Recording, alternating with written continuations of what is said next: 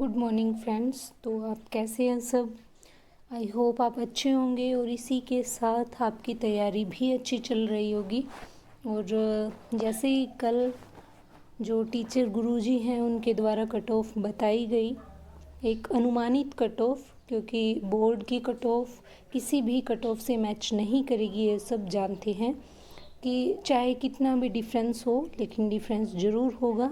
कम भी हो सकती है, ज़्यादा भी हो सकती है, लेकिन फिर भी जो हमारा मन है, हर एक एस्पिरेंट के साथ ऐसा ही होता है कि जब वो किसी कोई भी मेहनत कर लेता है किसी भी एग्ज़ाम के लिए, किसी भी लक्ष्य को पाने के लिए, तो उससे रिज़ल्ट का वेट जो है रहता ही है। और सही भी है कि हम कुछ करते हैं, किसी लक्ष्य को पाने के लिए मेहनत करते हैं, तो हमें क्या है वो रिज़ल्ट जब तक हमारे सामने नहीं आ जाता तब तक हम किसी और काम में ध्यान नहीं लगा पाते और हमारा ध्यान लग भी नहीं पाता, क्योंकि इंसानी मन है, इंसानी सोच है और ये ऐसे ही होती है, ये हम जानते हैं। तो जैसे ही वो कट ऑफ आई तो सभी एक बार फिर से जो है, जिन बच्चों का उसमें सिलेक्शन नहीं हो पा रहा, तो वो फिर से असमंजस के माहौल में पड़ गए। और पहले भी कट ऑफ को, रिज़ल्ट को, इन चीज़ों को लेके बहुत सारी भयावह स्थिति बनी हुई है। फिर BSTC B.Ed विवाद जो है उसका फैसला आने वाला है, उसके लिए भी बहुत सारी टेंशन है। तो एक अभ्यर्थी के लिए टेंशन ही टेंशन होती है जब तक कि वो अपनी जो है उसे फाइनली जिस चीज़ के लिए उसने मेहनत की है वो उसे नहीं मिल जाती, जब तक लीगली वो उसके सामने नहीं आ जाती, उसके हाथ में नहीं आ जाती, तब तक उसे टेंशन होती ही है, ये बात हम मानते हैं। लेकिन उस चीज़ के लिए बैठ के वेट करते रहना कहीं की समझदारी नहीं है, क्योंकि हमें पता होता है कि हम इस चीज़ को फाइट कर पाएंगे या नहीं कर पाएंगे, अगर इसमें कमी है तो कितनी कमी है, और अगर हम इससे आगे हैं तो कितने आगे हैं, तो वो चीज़ें हमें पता होती है। और इस चीज़ के लिए बार बार किसी से पूछना, जबकि हमें पता है कि हम कहाँ स्टैंड कर रहे हैं, फिर भी हमारे द्वारा बार बार इसके बारे में पूछा जाना, ये एक एस्पिरेंट की समझदारी नहीं हो सकती, उसका ऐसा दिमाग नहीं हो सकता।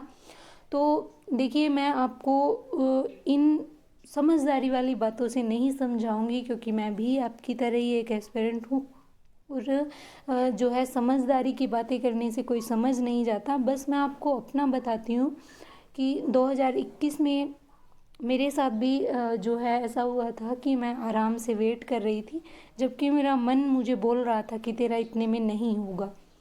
मुझे सब कहते थे और उन सब के कहने से मैं बैठी रहती थी कि चलो ठीक है, हो जाएगा, अगर सब कह रहे हैं तो हो जाएगा। तो वो बच्चों जैसी हरकत थी, चाइल्डिश जिसको बोलते हैं ना, चाइल्डिश हैबिट, तो वो थी वो कि किसी के कहने भर से इंतज़ार करना। और कह भी कौन रहा है, हमारे जैसे ही दूसरे लोग जिनको बोर्ड के बारे में कुछ नहीं पता। और मैं बैठी रही और जब लास्ट में रिज़ल्ट आया, तो रिज़ल्ट आने के बाद 2 गुना की कट ऑफ आई, रिज़ल्ट के काफ़ी बाद में आई थी। उस टाइम तक भी मैंने वेट किया था कि मेरा हो जाएगा, लेकिन जैसे ही 2 गुना की कट ऑफ आई उसमें मेरा नहीं हुआ। तब मैंने बिल्कुल भी किसी के कहने का, किसी के जो है कहते हैं ना कि वेटिंग लिस्ट आएगी फलाना फलाना, उस चीज़ का मैंने वेट नहीं किया। मैंने अपनी किताबें उठा ली और आराम से अपनी जो है साइलेंटली मेहनत करना शुरू कर दिया। और ना ही ये वेट किया कि जो है इस बार सिलेबस चेंज होगा, क्या पैटर्न होगा, क्या सिलेबस आएगा। बस मैंने ये सुना था कि सिलेबस जो है इसमें बहुत ही कम चेंजेस होंगे, यही सिलेबस रहेगा। तो मैंने उसी सिलेबस को प्रिंट करवाया और मेहनत करना शुरू कर दिया।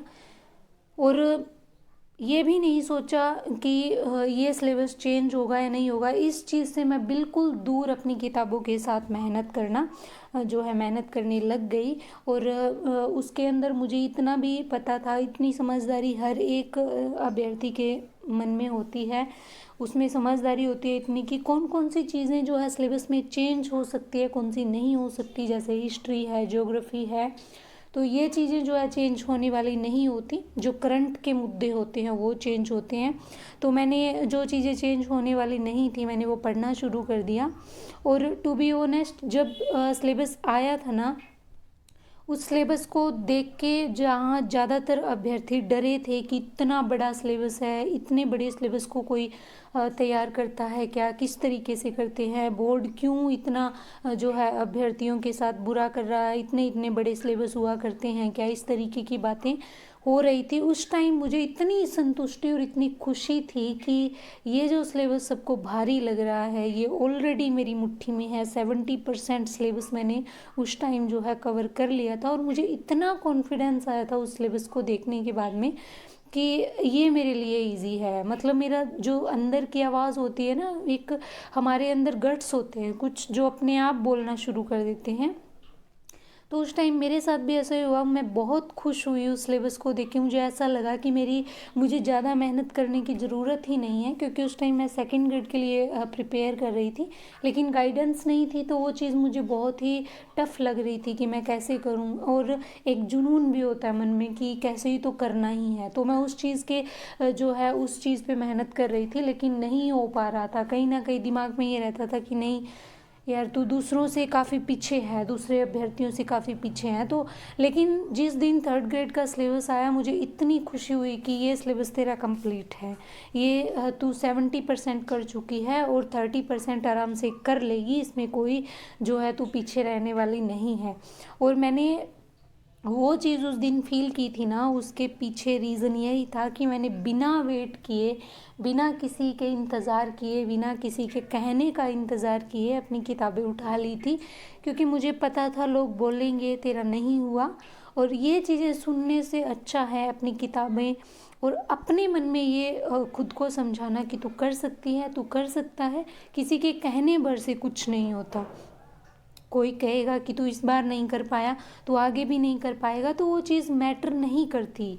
लोगों का काम होता है बोलना। आज ये कह रहे हैं तू नहीं कर पाएगा, और कल जब आपका रिज़ल्ट आएगा, आप सिलेक्शन की दौड़ में होंगे, आप सेलेक्ट हो जाएंगे, आपको वो चीज़ मिल जाएगी, जब आप ज्वाइन भी कर लेंगे तब वही लोग बोलेंगे इस बच्चे का हमें पहले ही पता था ये कर लेगा और इसने कर लिया। तो ये चीज़ें हैं, और मैं आपको ये चीज़ इसलिए समझा रही हूँ कि हमारे लिए बहुत जो है ज़रूरी होता है डिसीज़न लेना। और ये जो थॉट आप स्क्रीन पे देख रहे हैं, मैंने ये इसीलिए सेलेक्ट किया है कि स्मार्ट डिसीज़न जो होता है ना, वो वही होता है कि हमें चूज़ करना होता है कि हम अब क्या चाहते हैं और हमें फ्यूचर में क्या चाहिए।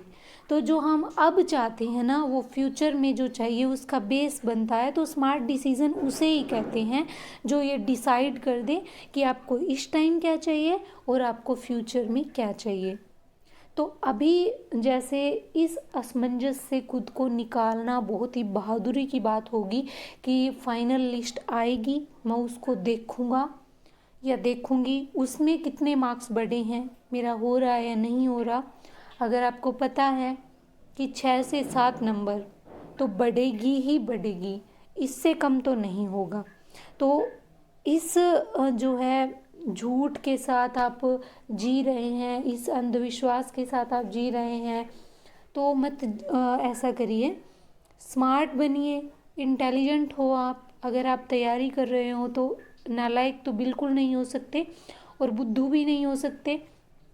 इतना दिमाग हमारे पास है, इसीलिए हम इतनी बड़ी भीड़ से फाइट करने का सोचते हैं और इस फील्ड में आते हैं कंपटीशन वाले में, जहाँ कई बच्चे कंपटीशन के नाम से डर जाते हैं और वो किसी और जगह करियर देखते हैं। वहीं पे अगर आप इस कंपटीशन के दौर में, इस भीड़ में आके फाइट करना चाहते हैं तो दिमाग तो आपके पास बहुत है, इंटेलिजेंस भी है और समझदारी भी है, इसीलिए आप इसके बारे में सोच रहे हैं।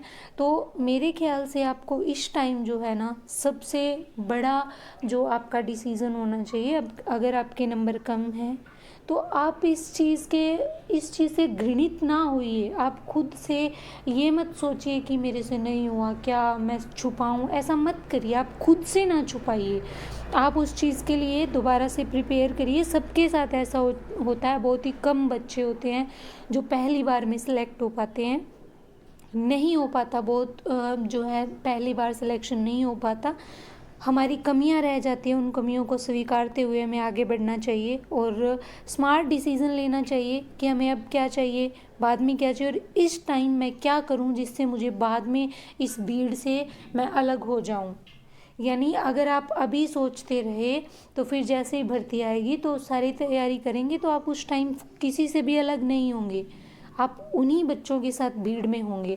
लेकिन अगर आप अब समझदारी से साइलेंटली अपनी मेहनत करना शुरू कर दिया तो आप जो है जिस टाइम सारे तैयारी करना शुरू करेंगे ना, उस टाइम आप उनसे बहुत आगे निकल चुके होंगे। तो अभी आपके लिए सबसे इम्पोर्टेंट है डिसीज़न लेना, और ऐसा डिसीज़न जो आपको फ्यूचर में आपका लक्ष्य आप तक ले आए या आपको आपके लक्ष्य तक पहुंचा दे। ठीक है, तो ये चीज़ें जो होती हैं ना, ऑनलाइन कट ऑफ बताना, अनुमान लगाना, ये चीज़ें सिर्फ अनुमान होती है, इनका फैक्ट से या रियलिटी से कोई लेना देना नहीं होता। रियलिटी वही होगी जो बोर्ड निकालेगा, बोर्ड सामने लाएगा और वो इस महीने के एंड तक या अगस्त के फर्स्ट वीक तक आपके सामने होगा। उसके लिए अगर आप वेट करना चाहते हो तो वो आपकी समझदारी, वरना मैं यही कहूँगी कि जिस दिन 2 गुना की कट ऑफ आई थी उसी दिन आपको लग जाना चाहिए था। लेकिन अगर आप नहीं लगे, आपके बहुत ब्राइट मार्क्स अब भी नहीं है, तो आपको अब भी लग जाना चाहिए, आपको वेट नहीं करना चाहिए। मेरा आपसे जो है यही कहना है।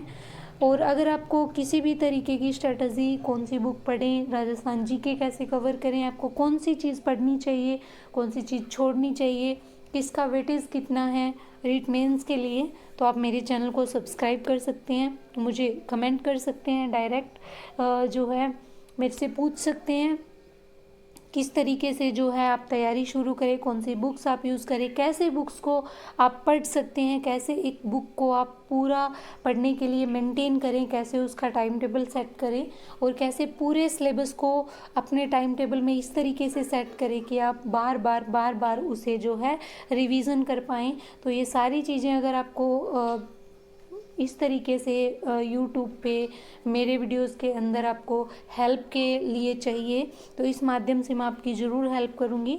और आप कमेंट कर सकते हैं, चैनल को सब्सक्राइब करें, लाइक करें और इसी तरीके से जो है आपको बूस्ट करने का काम मैं करती रहूँगी, क्योंकि इस असमंजस से मैं गुजर चुकी हूँ। मुझे पता है कैसा माहौल होता है, हमारे दिल में क्या होता है और बाहर माहौल कैसा होता है, और उसके साथ जो है हमारा कैसे हम उस माहौल से निकल पाते हैं और कैसे खुद के साथ हम खुद में स्टेबल होके दोबारा से बुक्स उठा के मेहनत कर पाते हैं। तो ये सारी चीज़ें जो है मैंने बहुत पहले ये सारी चीज़ें जो है फेस की हैं, इन चीज़ों से मैं निकली हूँ, तो मैं ज़रूर आपसे शेयर करूँगी।